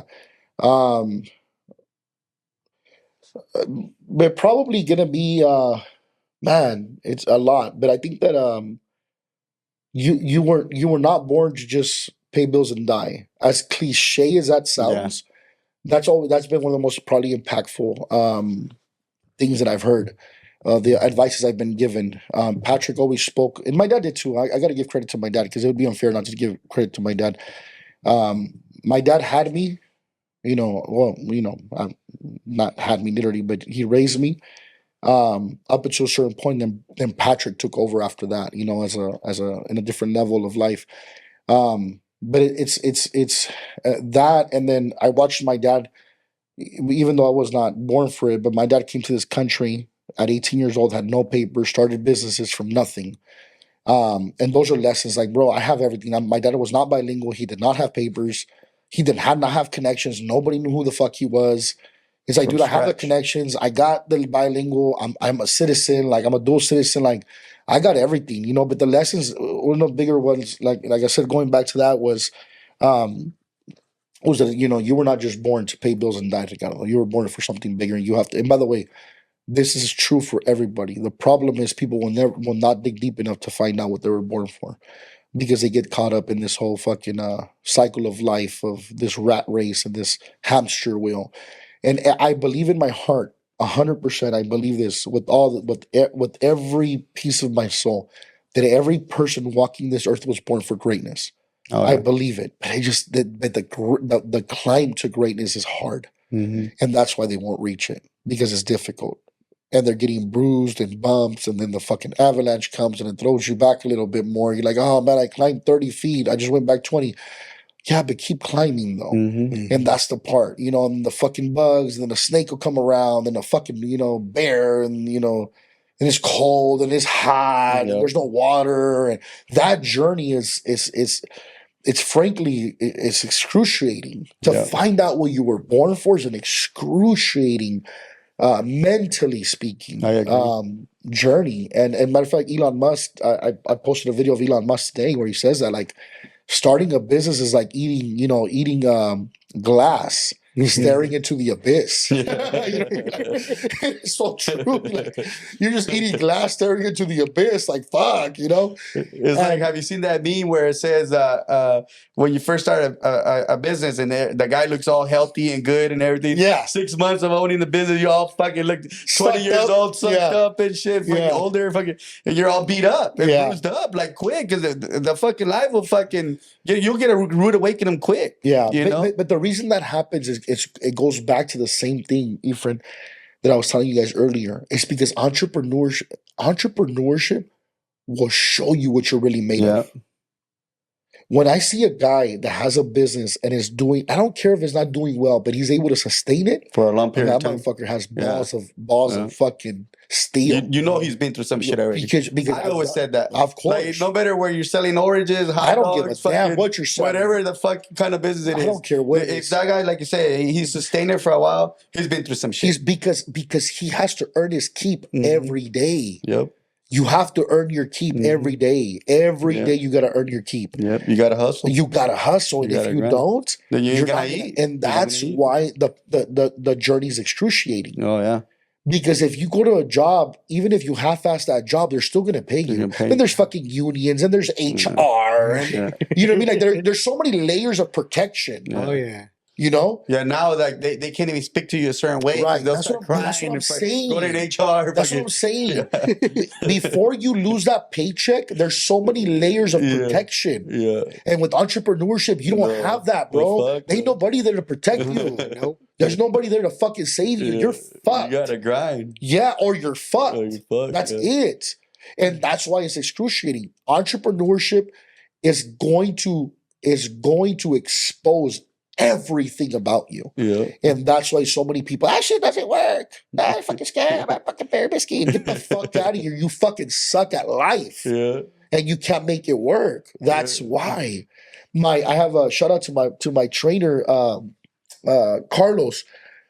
Me regañó el otro día. He says, I have you on your meal plan. I sent you all your workouts. How come you're not dropping weight? And I'm like, because Rusty sends me pizza randomly to my house. It just randomly it appears. It just appeared. Like I have a door in my. I don't understand why it's going on. He's like, so if people ask me, does Carlos? By the way, I haven't dropped a pound. Right? I'm maintaining, but I haven't dropped it because I told them a goal that I had. If people come into me, hey, does Carlos' diets work? And how much of an asshole would I see to say, even though he's won multiple championships already, he's been a #1 NPC, like, nah, no, bitch, you're not wanting to put in the work. Yeah. But if you ask me if Carlos stuff works, it works. Yeah. It's just, but most people are, what are they going to say? Ese güey me robó. Because they don't want to be true about themselves that they don't have what it takes. They don't have what it takes. To be no disciplined and consistent with it. You don't have that. You don't have what it takes. That's all it is. Yep. So you have to blame. Yeah. It. Most people, that's what they do. You have to blame. They lie because they don't want to admit that they're a failure. That they're a failure. One of the lies I see, especially in fitness. They'll say, "Oh yeah, I'm following everything." I'm like, no, you're not. No, you're not. No, you're not. The chart here and the scale here says it says something else. Yeah. And so and those are the things too that you gotta be. I'm very weary too of people that jump around from one thing to the other. Yeah. From one group to the other. I had this conversation with different the other day. I said, be careful with X, Y, and Z. I'm very weary of people like that. Like, this now. And then next another one, another. Yeah. Why are we jumping so much here, bro? Like if you're telling me this is better and then 2-3 years later or 6 months later, now something else is better? Like what the fuck is going on here, right? Yeah. And this is true for couple people here in town, and that's beside the point. But the reason I share that with you is because even though some people talk like they're successful, they're gonna be successful, you gotta watch what they do in their track records. Yeah, I like to see consistency in somebody. Yeah, I don't mind if you switch industries. I don't mind. That's true. I don't mind it. You know that I didn't know that, but I learned that your credit score drops if you change, if you move from house to house, a lot. Yes, I didn't know that. Yes. So because it's a consistency. You're like, why are you changing so many houses so fast? Yeah. Like, you can move from one house to another. Right. But, in a period of 10 years, if you move once or twice, maybe you'll be all right. But if every year you move to one house to another, whether you're buying it or renting it, here's a problem. That's okay. But how come your lifestyle hasn't increased if the other thing is so much better? Exactly. Do you understand? Yeah. That's the way I you gauge should be making more money. That's the way I gauge it. Okay, cool. Okay, boom. Okay, I moved here. Yeah. I need to see double the income then. Right. And then but if you stay the same here, if you're here, you stay the same here. Yeah. And now you want me to go over there? Yeah. No, it doesn't work like that. Hold on. Something's weird. But you have not increased in any category. Yeah. Your income hasn't gone up. Your lifestyle hasn't gone up. Nothing about you has evolved. Right. You know what I'm saying? That's what I don't have a problem if I'm here. I went here and it doubled. Right. But if I go over there, it better fucking triple. Yeah. And you better show me that move was smart. Right. I can't follow you again. Right. Does that make sense? Yeah, that's where the people like to play tricks with people, but that's a whole different conversation I'm not going to bring up right now. But that's why the consistency, and that's why you start being solid. And that's the reason, gracias a Dios, even when I'm with celebrities and politicians and wherever I walk in, I've been singing the same tune for fucking a decade, bro. What are you going to say? Right. Nothing, motherfucker. All these other people have been falling out and shit. I'm singing the same tune, and life is only getting better, and I'm only increasing. So if your market value is not increasing, but you're fucking jumping from here to there, Something's weary about you. And the reason I bring that particular subject up is because you also have to be weary of people that talk a good game. Yeah. That are not advancing. And they may be up a little bit than the average person because they talk a good game. And they're going to fool some people. And some people will fuck with them because they sound smart. They sound intellectual. They sound like they have a vision.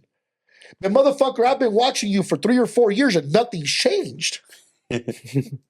Like, and then I feel like I'm rewatching the same movie. Yeah. And I'm like, oh, you've been saying that shit. Yeah. So I'm sitting in the same room with you and you're saying the same shit to a new person. But the new person thinks that you sound good because it's the first time they hear it. Yeah. But I've already heard this shit like 5 times. Yeah. But I haven't seen no movement. That's where I see a lot of that happening here in Batesville. I'm sure you do. A lot of talk. A lot of talk. I'm sure you do. Yeah. It's just that's what it comes down to is watching people too. Don't just be moved and motivated by a good little talker. Yeah. Let me see your track record, motherfucker. But I think that comes. I mean, you understand that. I understand that. Rudy understands that. I think that comes with experience too. Yeah, of course. Because at one point you do believe in that person, and whether he was your friend or family member, like we talked about. But then you see like it's just being weird. Oh, okay, motherfucker. Like I already know where you're going. I caught on already. You know. Yeah. Like that's not gonna work. No, that's But so it comes with experience too. Yeah. That's a hard experience to learn. Oh, of but course. you have to learn it. Yeah. It's a hard one because it's years in the making. It happened to me a bunch of times, and I've been, people do you dirty, and they hop, and you know how it is. People talk shit, and then like I got high expectations for you. Show me, right? And nothing. Yeah, still waiting. Yeah, exactly. And that's it's this and that, and if this was like this, and if the fucking moon was aligned this way and there were stars over here and the fucking universe would spin a little bit faster, I would make it happen. It's always a contingent of, right? I'll make this happen contingent of this happening. Yeah. Get the fuck out of here, bro. You fucking suck at life. That's what it comes down to. That's it. But you have to blame somebody else for it. So, but anyway, fuck you. It's also just seeing people for who they are instead of expecting like, oh, I hope this person is like this. But no, once they show you their true colors, you just believe them and then you treat them accordingly. Como dice mi papá, me gusta que me cuenten, pero no todos les creo. Exactly. And what you just said, like Patrick told you, expect anything from anybody. Yeah, expect that's really what it is. Yeah. That way you're not disappointed. Yeah. Absolutely, bro. And another thing is, last thing I want to add to that, like a lot of these people, like I've helped personally, and I probably helped them the most, and now they talk shit now but they either in the same situation. A lot of times I see them doing way worse. Yeah, and it's like, what's crazy though? The people that I've helped the less are the most grateful for me. Yeah. And the people that I have helped the most, they take more advantage. I've talked the most shit about me. And they take more advantage and they burn. Crazy. Yeah. It's crazy. Yeah. I've had people that I've had sit at my dinner table, that I've had dinner with, that have slept in my house. Not because they're staying there, just because they're from out of town or even from town. There's definitely in-towners. Definitely in-towners that have ate out of my plate. I have been to my family gatherings, that have been to my family weddings, that I gave them my fucking heart and soul, and they're the first motherfuckers to turn on me and talk shit. Right. And there's people that don't even know they've seen me 3 or 4 times in their life that I've also had, grateful, and they're super grateful. It's crazy. And sometimes we're like, oh man, I'm so grateful. We're like, dude, I don't even know what the fuck I did to deserve that. You know what I mean? Like, what are you talking about? Like you said, usually it's people the strangers. It's the strangers that they give you the most props. It's crazy. All that recognition. Yeah, it's not typical people. And they believe in you. Absolutely. From the gate. I've been following you for all this long, man. Like fucking, I just want to say you inspire me and fucking you're doing good. And, you hear all this good shit. Yeah, oh, bro, appreciate it, bro. Like, but you won't get it from a homie. No. You won't get it from a homie. Unless they need something cheap or something hookup. Yeah. Yeah. Well, real homies don't ask for hookups anyway. Right? Yeah. Real homies don't ask for hookups. You know that person's trying to make a living, so you just fucking, what is it? What's the price? Right. Yeah. Don't even trip. The one that regateando, you know? Now, if you want to hook me up because you want to hook me up from your heart, oh, 100%. Cool. I got you. If you typically is like this, but I got you for this. Oh, okay, cool. Like, because it came out of you. You'll show love. I'm gonna show you love. Yeah, I'm gonna show you love, but I'm not gonna ask for it. You know. Yeah. If you want to, cool. And if you feel in your heart that then fuck it, let's do it. But if not, then I'm not gonna. Yeah. No te voy a exigir tampoco. You know. Because that's bullshit too. You know. Yeah. It's always a broke mentality. People. Like, can you do it for cheaper? Wait. The fuck out of here, fool. Yeah, you're already getting a good deal. Yeah, go to fucking Woods Editions, over there by Lamont. Over there. Have your Theo do it. Have your Theo do it in the backyard over there with no tools. There you go. See Ricardo fucking get jacked out there, motherfucker. Yeah, nah, I'm not doing that shit. Yeah. I always say real homies always pay full price. Of course, you gotta support the hustle. Yeah. Like, what's the price? Okay, perfect. Yeah, what's the price? You know, it's your best clients will always just text you payment set. Oh yeah. You know, it's the worst. You know, 100%. So I did a deal with the. I'm closing some wealth management. I'm doing some wealth managing right now for this guy. Real, you know, and the guy's like, I said, so what do you have in mind? He said, what do you recommend? I'm like, well, what are your needs? You know, what do you want to accomplish? This, okay, cool. And I said, okay, so what are you thinking? He says, on a monthly basis. He's like, I don't know. 10, 15, 20, $30,000 a month, 50,000. I don't know. What do you? And I'm just sitting there like, okay, well, and we're talking about just one product, and he has like 7, 8 products. So we're talking about a combined $250,000 of shit that he wants a month. And I'm like, well, I mean, it just comes down to, he's like, well, whatever you think I should do, that's what I'm going to do. You're professional. I'm just going to let you handle that. Yeah. I'm like, all right, cool. So, you know, we have a third meeting going back and presenting everything, and we're going to knock it out right there. And it's the people that, you know, they, pero cuánto menos, like, and they're the biggest headaches. Yeah. My biggest clients are so fucking chill. Yeah. It's always the ones that don't really make you that much money. And it's just like, es que le pegó el sol de esta manera, es que mi gato tuvo perritos, es que mi vaca tuvo caballos, and it's like, oh my God, bro. Yeah. And that's, you also as an entrepreneur, is eventually you can't do this at the beginning. You cannot do this. You got to building. You're building. You're building. Once you get to a point, man, you gotta value your time. Like, I had this client, man, I told him a while back, I said, you know what, brother, I don't think we're gonna work good together, man. Yeah. Everything I tell you, even though I was recommended to you, and you know I do good work, and I was recommended to you by a lot of people that are very known and respected. You question a lot of things, man, and it's just I'm okay with that. But you're going a little bit too. Well, what about this and what about that? Well, and it's like they're not even questions. It's so redundant now. You're asking the same question multiple times now, and it's okay, but if I was recommended, it was for a reason, bro. Not every, and I said, I mean this respectfully, man. Not every client's for me, and I'm not for every client. I don't think you're my client, and that's true. 100%. I don't think I'm your. Not all money's good money. Not all money's good money. Yeah. And I said, I feel that if this is the way we're starting, I said, and he says, you mind me asking you why? I said, sure, because this is the way we're starting now. Once I sell you the product, you're going to become more of a headache. You're not my first person like this. Right. I've already been through this. At the beginning, I used to, okay, anybody, yeah. And you're the biggest headache that money wasn't even worth it. Right. I said, first of all, I mean this with the utmost respect. I hope you don't take it the wrong way. I do not need money. Right. I'm very well past needing money right now.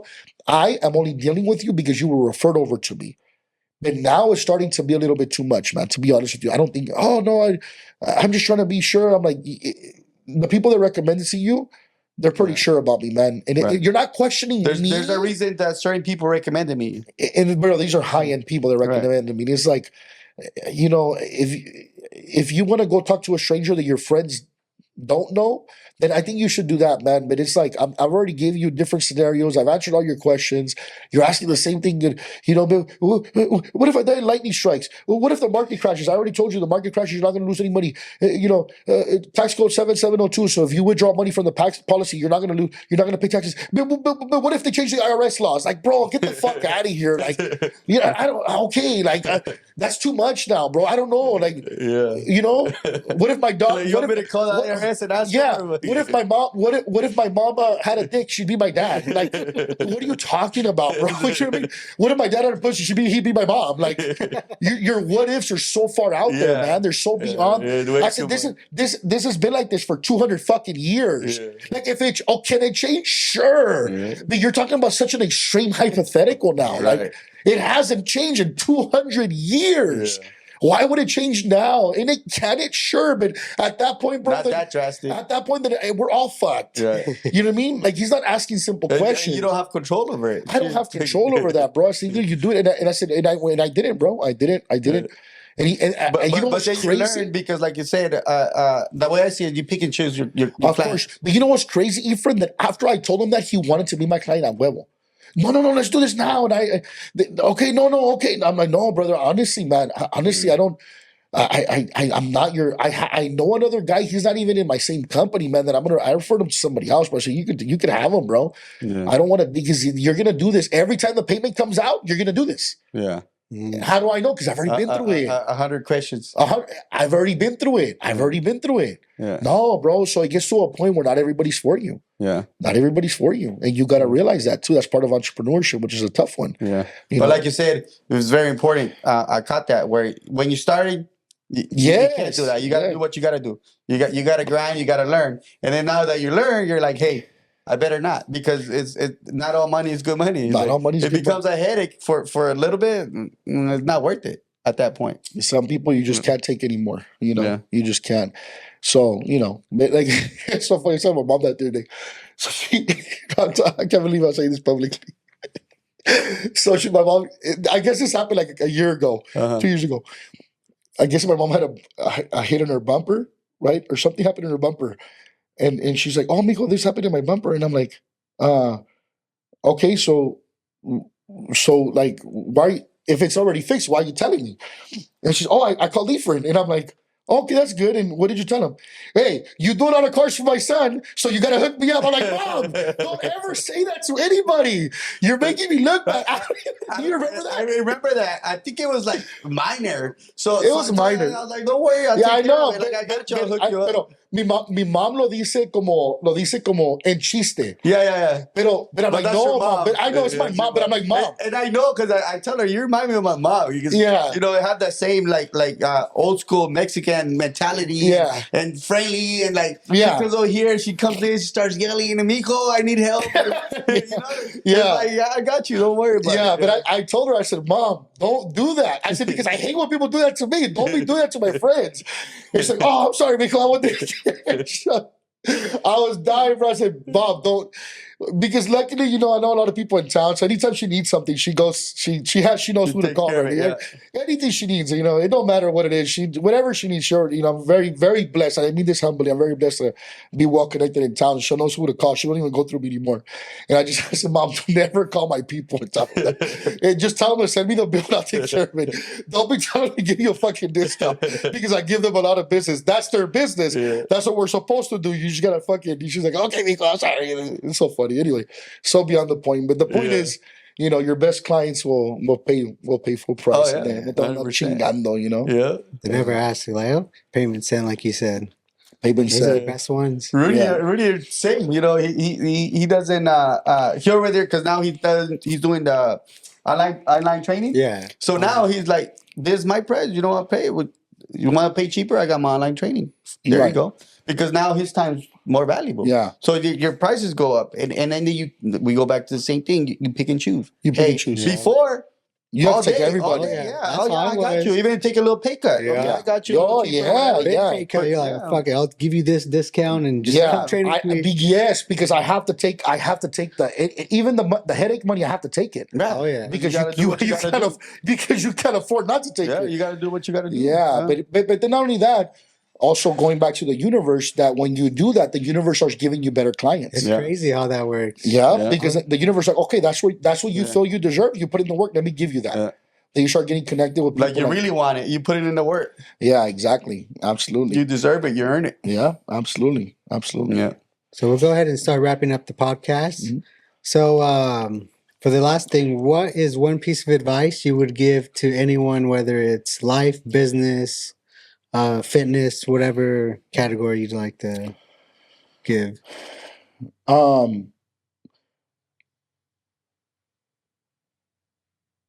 Whatever you do, don't half-ass it. Go all the way. Believe in God, because if you don't believe in God, you're not going to make it far, because that's where your faith comes from. Whenever you lose faith in God is what keeps you going, realizing that He's the one that created you. And if He instilled this in you, if God brought you to it, He'll get you through it, right? But whatever you do, just don't half-ass it. I don't care if you want to flip burgers and you want a burger joint, be the best burger joint in town. If you want to detail cars, be the best detailer of cars in town. And whatever you fitness, whatever, just give it your all. Let the universe know, dude, I'm gonna give it my all, and I promise you, and it won't be instant. It won't be instant. It won't be instant. It won't be fast. It won't come in a hurry. It'll come very slow. It's gonna come in a burro. But if you're consistent, the universe sees that you're putting in the work. Eventually, it will give you what you want. And I'm a big believer in that. That's my advice to everybody. I coach many people across the country at this point, and I tell them that, man, whatever you believe in, just give it your all. Just give it your all, and just pray to God and ask Him for guidance, ask Him for wisdom, ask Him for Him to bless your business, to bless your marriage, to bless your personal fitness journey, to bless your personal development, whatever you want to be blessed, you gotta ask God to bless it for you. You gotta ask Him for the wisdom to make the right decisions, and you gotta trust that if He got you to it, He'll get you through it. That would be my advice to everybody in every category of life. Definitely. Like it. Yeah. That's a real That's a good one. Absolutely. So thank you again for coming on the podcast. Pleasure. We appreciate it very much. My pleasure. I had fun. I love doing this stuff. It's fun. Yeah, it's good stuff. Thank you guys for tuning in. We'll catch you on the next episode. What's your story?